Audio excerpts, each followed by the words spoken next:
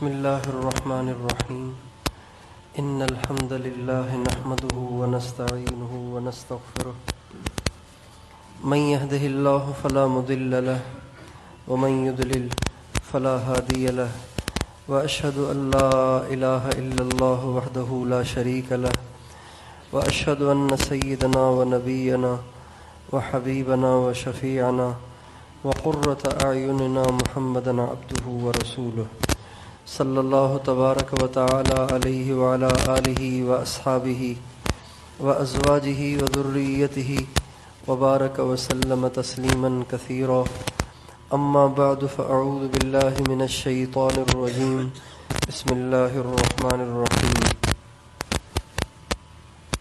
وما خلقت الجن والانس الا لیعبدون ما اريد منهم من رزق وما اريد ان يطعمون ان اللہ هو الرزاق ذو القوة المتین وقال تعالی وكأي من دابة لا تحمل رزقها اللہ يرزقها وإياكم وقال تعالی اللہ يبسط الرزق لمن يشاء ويقدر وقال النبي صلی اللہ علیہ وسلم لو انکم تتوکلون علی اللہ حق توکلہ لرزقکم کما يرزق الطیر تغدو خماسا وتروح بطانا او کما قال علیہ الصلاۃ والسلام۔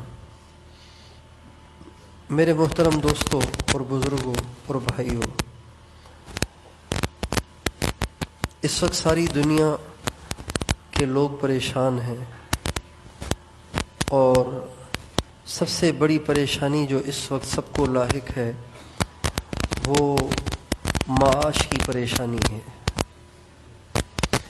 معاشی مسائل نے انسانیت کے دل دماغ کو جکڑ لیا ہے، پریشان کر دیا ہے۔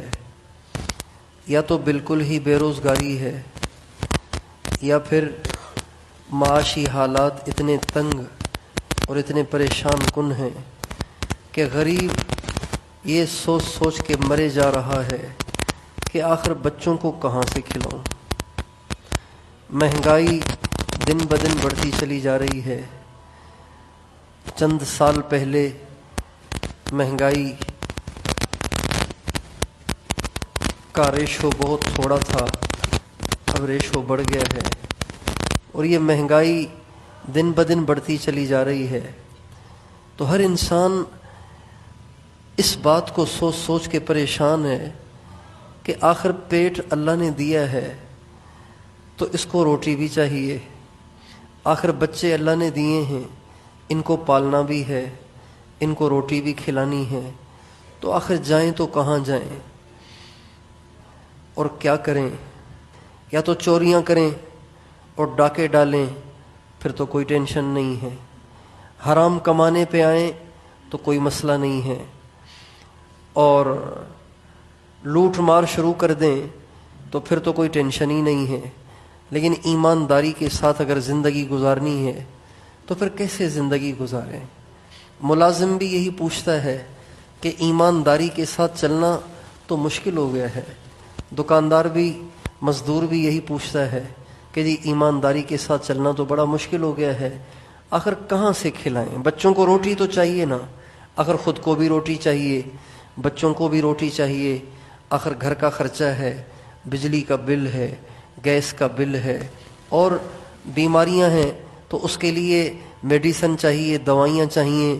ڈاکٹروں کی فیس ہی اتنی ہے کہ ہم اپنی ساری دہاڑیاں ہفتے بھر کی جمع کر کے ڈاکٹروں کی فی ہی پوری نہیں کر پاتے، تو آخر جائیں تو کہاں جائیں؟ ہر انسان یہ سوچ سوچ کے پریشان ہے، ہر انسان کا دماغ معوف ہوا جا رہا ہے۔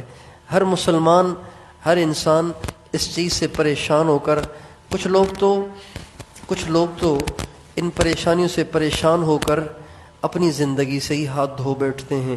کسی کو خود ہارٹ اٹیک ہو جاتا ہے، خود فالج کا سوچ سوچ کے فالج کا اٹیک ہو جاتا ہے، برین ہیمریج ہو جاتا ہے، دماغ کی رگ پھٹ جاتی ہے اور لوگ مر جاتے ہیں۔ یا پھر کچھ ایسے ہیں کہ جو ہمت ہار کر اپنے آپ کو خود ہی مار دیتے ہیں، خودکشی کا ارتکاب کر لیتے ہیں۔ یہ ایک بہت بڑا مسئلہ ہے۔ جس سے آج کی دنیا دو چار ہے اور آج کے لوگ دو چار ہیں، جس